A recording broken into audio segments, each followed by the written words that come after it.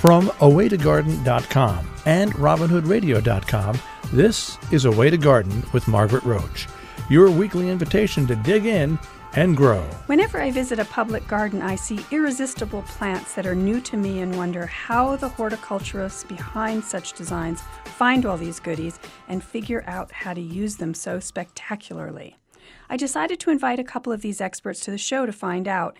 But first, this message. Underwriting support from High Mowing Organic Seeds, the first independently owned farm-based seed company proudly serving organic gardeners and farmers with 100% organic and non-GMO vegetable, herb, and flower seeds. highmowingseeds.com/awaytogarden.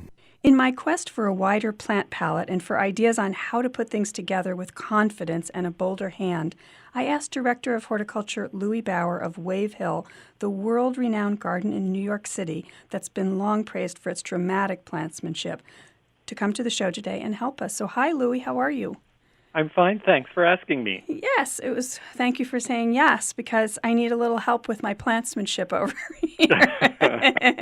So for people who haven't visited Wave Hill, which is a must-stop for any keen gardener, do you want to just give us the teeny version of why we need to come visit, a little bit about Wave Hill? Well, it really is a plantsman's garden. You alluded to that. Yeah. It is a garden about plants that has grown very organically on the grounds of a very old estate. But it was remade over the past 50 years, starting with Marco Stefano, who was here for a very long time and had a very small budget, and I think that got us started with seeds. Ah, and so of plants that could be grown from seeds. Are pretty cheap. Yeah. If you do it right. Yeah. Of course, now we have greenhouses, and they are a little expensive, but we still grow a lot of things from seeds for lots of different reasons. Yeah, and it's right on the Hudson, facing the Palisades across the river in New Jersey, so it has dramatic views as well, doesn't it? It does, and interesting terrain. It's called Wave Hill because the first people who moved here from Manhattan, which is just a few miles away, came here to get away from the urban environment, and viewing the property from the river, it looks like the crest of a wave, sort of lots of up and down. Yeah. But we're on the crest of that wave, and we look across the vast Hudson to the cliffs across the river. Yeah. But have lots of microclimates. So not only is it a nice getaway from the city, but we're packed with little microclimates that really increase the kind of variety of things we can grow. So you have different gardens within the garden and a team of gardeners who I presume some of them care for one area or another most of all or something. And so That's right. When it's time to order plants and especially seeds and decide what to grow this coming year, it's not just one person like me in my home garden with the seed catalogs. I can order whatever I want or not. I don't have to discuss it with anybody. It's a dictatorship. But yours must be quite the process to decide kind of what to order. Maybe it's like the voting in states that have caucuses, huh? Does everybody try to convince everybody else what we're going to grow, or how does it work? I'll tell you how it works, and this may surprise you. I'm a gentle overlord when it comes to ordering the seeds. The real squabbles come when the seeds germinate and we need space to grow them on. So it's easy to have a very long list of things you want to grow. It's another thing to find space when they're all coming up. So I tend to be pretty generous when people are ordering 20 or 30 different kinds of things to try. And if we were only growing 3 of each, it would be easy. But obviously we have a big garden, and sometimes we need 40 or 70 or 100 of some things, and that makes sense to grow from seed when you need so many. But sometimes we're growing things from seed just to try out half a dozen plants. Right. And that's where the real juggling comes. Right. Also, the price of seeds doesn't tend to add up quite so fast as nursery plants. So that's for sure. It is easy to overindulge. And so, honestly, the squabbling comes for space in the greenhouse at the end of March and April. Okay. Okay. So because you shared with me the spreadsheet that you all made, which was color-coded and all kinds of organized and everything. Everybody's initials. Yeah. Who ordered what and so forth and where it came from. And so it was quite a list. It sounds like you guys start a lot of things from seed. Is that kind of your preference, or besides the economics of it, is that something that you love to do? I started at Wave Hill as manager of the tropical house. So growing things from cuttings was my thing. Oh, okay. And there are a few things that we still put in the tropical house to germinate. Even though most things germinate at about the same temperature, there are a few things that like the extra warmth in the tropical house. But I always appreciated some of the reasons to grow from seed, and that was the subtle variation that you get from growing some kinds of things from seed. And we can talk about that later. But some of the people who joined our team in the past 10 years had a great reputation as seed growers. I see. And they, I think, increased the number of things that we grew from seed in the past 15 years.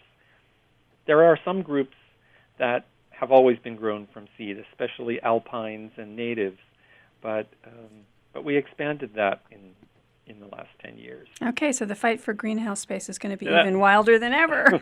So it is. Yeah. So your personal eye, I think you, if I remember correctly, your educational background, I think there may have been studying of architecture. That's right. And I seem to also recall maybe around the time we first met, I almost feel like you had a stint working with floral design, maybe. Floral design and graphics. Yep. Even. So a lot of like influences.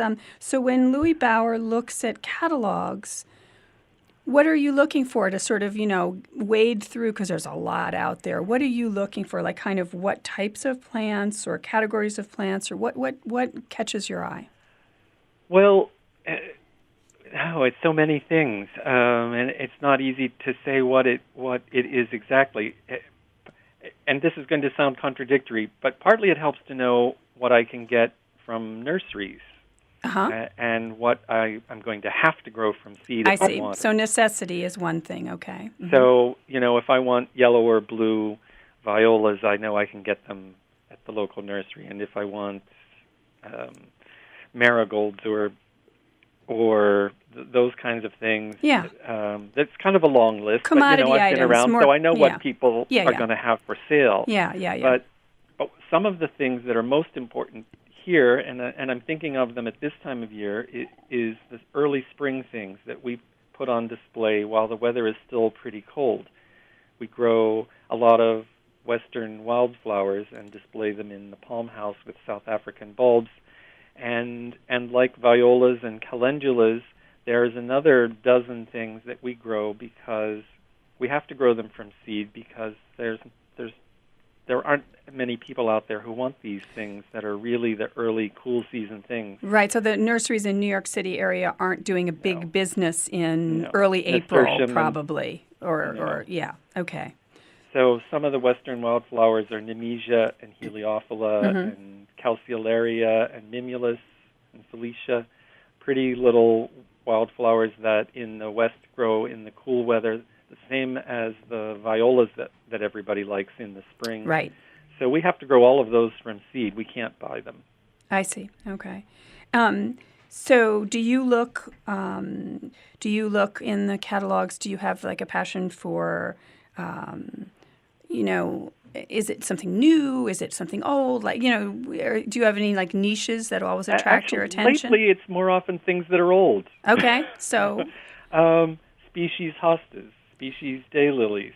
You would think that if with 15,000 something daylilies and maybe even more hostas, that who would in their right mind would bother to grow them from seed.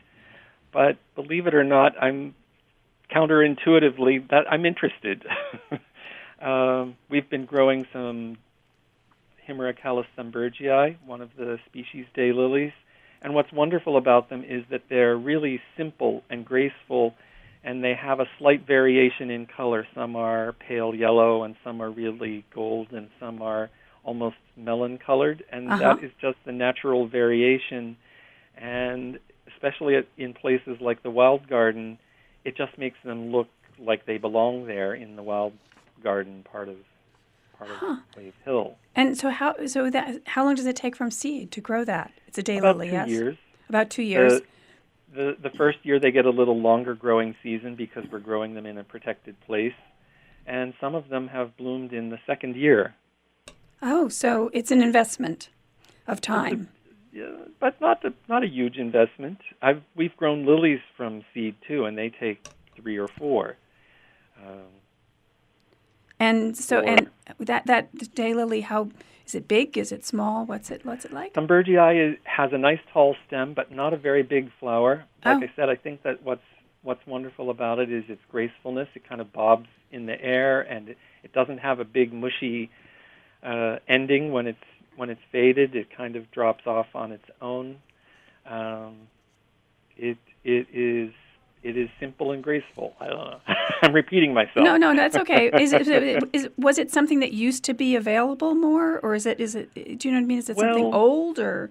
I think probably 100 years ago it was available. Okay. But now that there are 15,000 named ones, the nurserymen trip over themselves trying to have the newest one that no one has. And I don't know. Maybe someday the market will change a little, and there will be a resurgence of interest in simpler things. Well, I think that's really what it is. And you've told me in the past that you kind of like simple and old-fashioned things, like things that, like you just were saying, as opposed to the 15,000 or 50,000 or whatever that are out there that are all new, perfect, whatever, improved, the latest big, thing. Big, fat, ruffly. Yeah. I saw on the list, on the spreadsheet, some sort of things that I think of as kind of old-fashioned perennials. Some dianthus, for instance, some digitalis. Can we talk about those a little bit? I mean, those to me feel like from an English garden a little bit, and I don't mean to say like you're copying English gardens. I don't mean that at all. But you're right. They were popular in English gardens, and some of them work well in our gardens too. And there certainly is a place for plants that have been selected forms because they perform better in our weather. Mm-hmm. But some of the straight species are just wonderful, and the reason that nursery businesses have moved away from them is that in some ways a lot of the nurseries have become big business, and the only way they can sort of protect their rights over merchandise is to have a named form that's trademarked or something. Right. And so they have a hard time marketing the simple, straight, old-fashioned things. There's no marketing mechanism behind it, so it doesn't get attention to grab the consumer's attention. So with something, so like like the dianthus, for instance, I think of those as something I expect to see at Wave Hill, not like masses everywhere or whatever, but little patches at the front of the bed. Well, and that's what I was going to say. At Wave Hill, the plants aren't obedient to stay within the confines of the bed. They're happy to cascade over, and that's part of it's sort of that softness against the hardness of the path you're walking on or something. That's true in most places, but as you said at the beginning, we have a number of different gardens that make up our Wave Hills gardens, and how we manage those gardens differ a little from area to area, but we definitely have more places where they creep over the edges, and we like that, especially as the season goes on, to get a little looser. Yeah. Another thing I saw, quite a number of different varieties were Eryngium on your list. Eryngium. Is there some Eryngium obsession going on at Wave Hill at the moment? I think maybe Harnick in the flower garden is a little Eryngium obsessed. Okay. But Jolene tries to keep up with him in the wild garden. And you're referring to two of your gardeners, two of your team. Yes, the two of the team. Yeah. Gardening can be competitive too, So what do you think about Eryngium? Because, it's more and more people that I know are growing it again. And I remember a couple decades ago, we all were excited about maybe one or two that were out there, but it seems like there are more. There are more, and not just from seed, because there are a few new species that are available if you look at some of the specialty seed catalogs, but there are also some new selections that are a little bluer, or there's even one with gold foliage. Oh my goodness, you're kidding me. But that must be crazy. It's a tough one to grow. Oh. But in the wild garden especially, we kind of stick to straight species, and so I think Brigati might be the species you saw on the list that hasn't been around for a while, and suddenly it's on seed list. So we have to try it. So people who don't know, the eryngiums are sometimes called sea hollies, I think. Is that the right. common name? Yeah, and then there's that silvery one called rattlesnake master that's not called a sea holly, but I think that's yuccifolium, Eryngium yuccifolium, which I love as well. Native. Yeah, and so you just native ones. Yeah. A biennial one with Miss Wilma's Ghost. Miss Wilmot's Ghost, which used to be a thing in English gardens. Right. You know, I remember that was a sort of a signature plant. Another sort of English garden thing I had never seen it in an American garden, but years ago I saw it in England, that I saw on your list was Centranthus.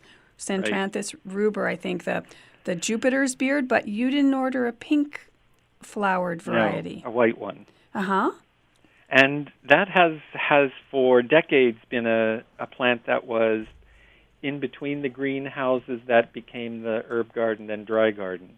These were old greenhouse foundations that became little garden rooms, and they had spaces between them that were kind of, well, anyway, in between spaces. And it's a tough, old-fashioned perennial that comes in a kind of pale brick color.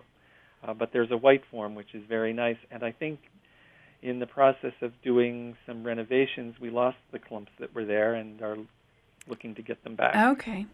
So whatever people are growing, one of the, putting everything together is the hardest part. It's one thing to say, I got this, and I got this, and I got this.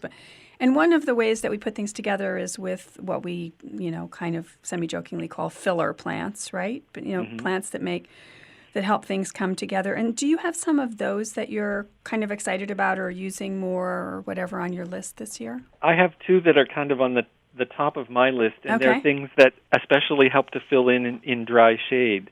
Okay. Erigeron pulchellus, which is fleabane. Fleabane, yes. Doesn't have a very appealing common name, but it's a wonderful plant on tough tree root zones. And is this a version with like a different size flower or something? Is that why it's a name selection? Actually, its flower is kind of simple. What's nice about it is its leaf. It has a broader, sort of thicker textured leaf. But it's like a tiny little daisy-ish looking thing. Its flower is a little daisy and kind of simple, and I'd be okay if it didn't bloom at all. Oh, because that's interesting. It looks like a velvety bergenia. Oh, okay. Its leaf is that sort of thick and flattened against the ground. And I've been trying it in a couple of places combined with some of the carex that tolerate dry places. Like so some of the sedges. Oh, so that's a native one, the Carex appalachica. Yes. So it's this fine textured little tuft of, looks like grass, and a flat velvety leaf. So the combination of textures is wonderful and fill up places where I can't get very many different things to grow, but those two are very happy. And it makes a segue into the part of the woodland or tree underplanting where I can grow some interesting things. So they're definitely fillers for spots like that. For that transition-y kind of area, Exactly. And in our native plant garden, there are a couple of other carexes like gray eye that has an interesting little seed head. So we've been growing a number of carexes. It's probably not news. Carexes have so many hundreds of species that we barely know that fill all sorts of niches in the garden and pull things together. And it's really becoming more of an it plant in the sense of it was almost unknown not so long ago, other than, a sedge here or there, in a native setting. but or some yeah, Asian one with gold stripes. right. Those gaudy ones. Those gaudy ones. Yeah, we don't want But we've those.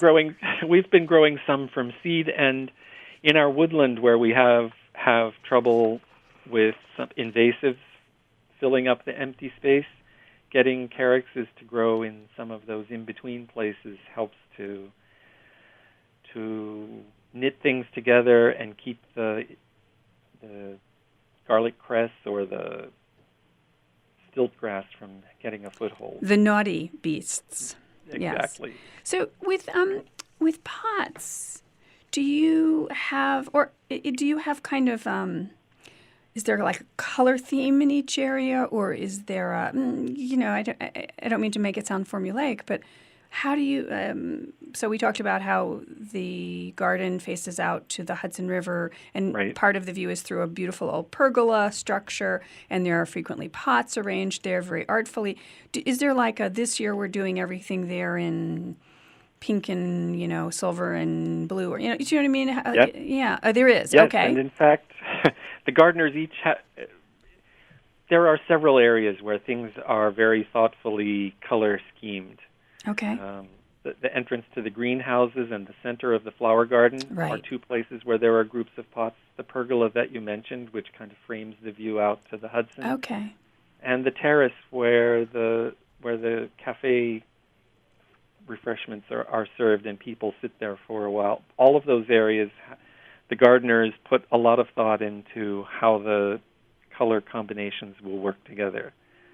And so each year there is a little shift in silver and blue with touches of gold, or reds and purples and fuchsia, and sometimes it's more than one scheme. It's one scheme in the spring, and then when we change over to the hot season plantings, it's a different scheme.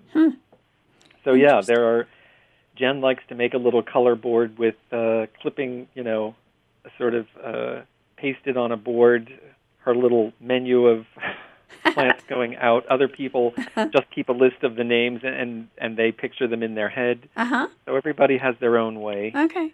So that was a good tip, though, that in areas where you're sort of announcing that you're arriving at something like the entrance to the conservatories or the flower garden, or looking across to, being drawn to the pergola, that it's important to have it more planned and more together. So that's a good tip. We just have a couple minutes, and I just want to ask you sort of rapid fire. Signature. If I said, I can't imagine Wave Hill without ... Are there sort of signature plants that you feel like are synonymous with Wave Hill? Without woad in the wild garden. Okay, woad. It's that huge cloud of chartreusey yellow flowers that is a plant that was used to make dye, indigo dye. In the flower garden, I would say I can't imagine the flower garden without larkspur and poppies. Yes. I can't imagine our little native elliptical garden without zizia, which is golden Alexanders. Each garden, I guess, deserves its own can't live without. Interesting. Yeah. I know. I completely agree. So is the woad, I'm going to guess from the depths of my old rattled brain, Isatis? Yes. Tinctoria. Isatis tinctoria, right? Yeah. You got it. It's a dye. Right. Good. Where the dyer's woad. Yeah. Oh, those are good ones. And you just said larkspur, didn't you, in the flower garden? And does that sow itself every year, or do you have to redo it? It sows itself, but every once in a while we try to introduce. We have from time to time introduced a new shade of larkspur. We also conscientiously decide which ones to save for self-seeding, so that there are just a few pink ones and mostly blue. I see. So you edit a little. There's also a kind of smoky gray-blue one that we tried to get going, and sometimes have to add a few seeds because it seems to shrink. Well, Louis Bauer, I love all of these ideas, and I'm going to give, of course, with the transcript, visiting information and everything else about how people can find Wave Hill. So thank you so much for making the time and sharing the ideas.